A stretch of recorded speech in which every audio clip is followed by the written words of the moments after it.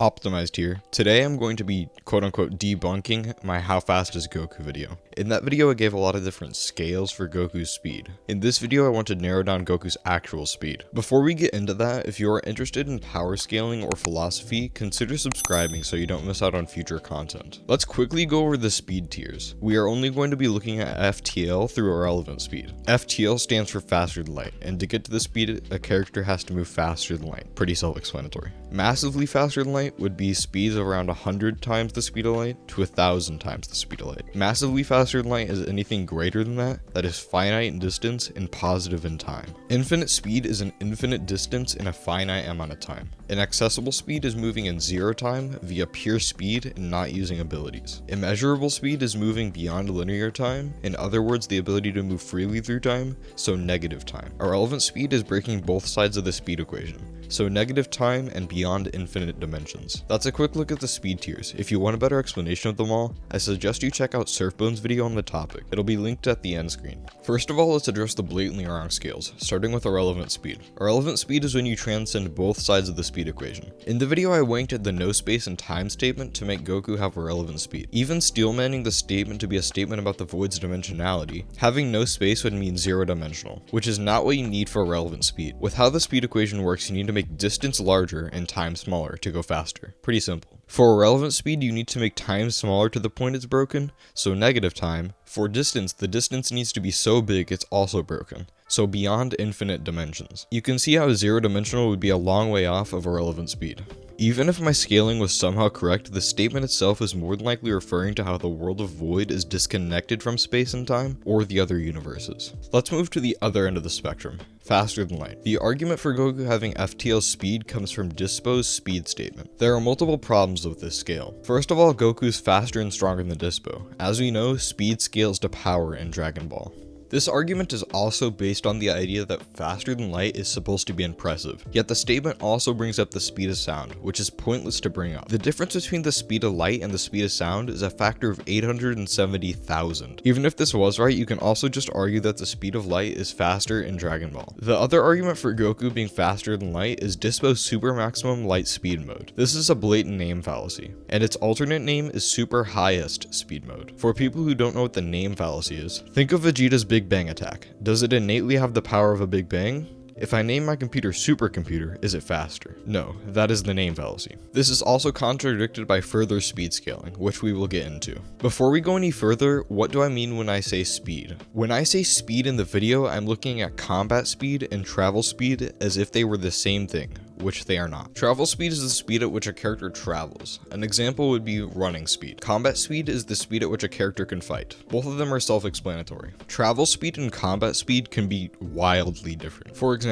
the average running speed of a healthy adult is 8 miles an hour, and the average punching speed of a healthy adult is 15 miles per hour. Let's first look at travel speed. The two main stances for Goku's travel speed are massively faster than light or infinite. This mainly depends on your thoughts on Dragon Ball's cosmology. Specifically, is the Dragon Ball universe infinite or finite? I made a video on this topic, but since then my stance has changed. My argument used the scan that has Namek halfway across the universe. There are a lot of reasons that the scan is inconsistent, such as Vegeta and Nappa's space pod taking a year to get to Earth, it only taking a couple days to get to Namek. Snakeway is also in the scan, and it is described as being 1,000,000 kilometers long. We are shown galaxies and star systems that are much larger than 1,000,000 kilometers. Our solar system alone is 280 billion kilometers in diameter. You could argue that them showing Snake Way was just for artistic representation, but it's just food for thought with the other inconsistency. The other argument for a finite Dragon Ball universe is being on the edge of an infinite universe. But the problem with that argument is that you can be on the edge of something infinite. An example would be the source wall from DC. Saying that you can't be on the edge of something infinite in fiction is just trying to limit fiction.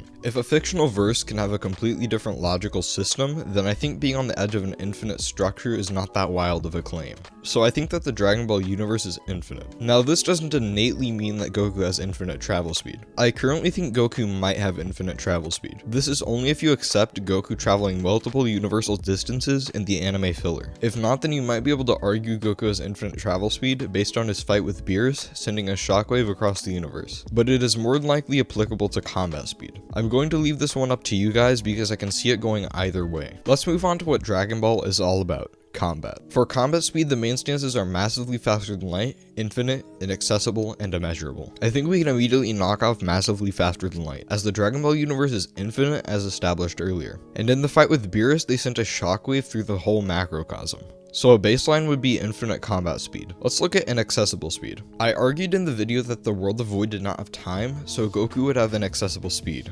But you can just argue that the Grand Priest added time, or that when it says no time or space, that it's just disconnected from the other universes. Now this is where Goku's speed starts to get a lot more confusing. During Hit and Goku's fight, Goku started moving in time skip, and then got frozen by Hit. Now Hit's abilities work differently in the anime than they do in the manga. In the manga, Hit skips through time, but his abilities don't work on other people stronger than him. So Goku in the manga would not have inaccessible speed or immeasurable speed due to Hit's abilities not working on him because Goku is stronger. For the anime, this is not directly stated, but before we get into that, what is time skipping? I think of it as stopping time, but with time still present. For example, let's say two balls are falling. One of the balls skips forward through time, but both of the balls still had time present. It's just that the ball that skipped is further into the fall. So relative to the ball that did not skip, it's like the other ball teleported. And relative to the ball that did skip, it's like time went on as normal, and the other ball paused. Now Hit in the anime can do this for a short amount of time, about 1/10 of a second, and Goku tries to predict what Hit is going to do. Goku does this for most of the fight until he gets strong enough to move in time skip. There are two ways of looking at this. You could argue Goku is also using a version of time skip, or you could argue that Goku is doing this via pure speed. If Goku is using time skip, he would not have inaccessible speed or immeasurable speed because he is doing it through an ability. If Goku is just moving forward through time via speed alone, it gets a lot more complex. Characters that have immeasurable speed can move throughout time as they please, going both forwards and backwards through time. Goku would be manipulating time with his speed, but he would also be limited by time as Hit stopped time and Goku stopped moving.